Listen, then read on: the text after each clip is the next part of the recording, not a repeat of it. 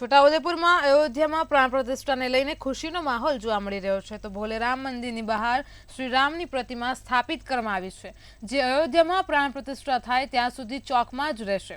આ ચોકમાં શ્રીરામની મૂર્તિની રંગોળી પર દોરવામાં આવી છે તો તેમજ આવતીકાલે શહેરામાં શોભાયાત્રા નીકળશે જેમાં 150થી વધુ સાધુ સંતો જોડાશે।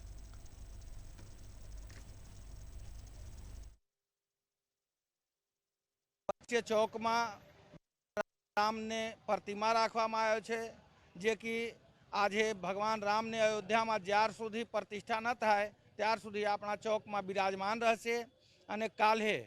अपना छोटाउदेपुर नगर में संतोनी समागम जे कि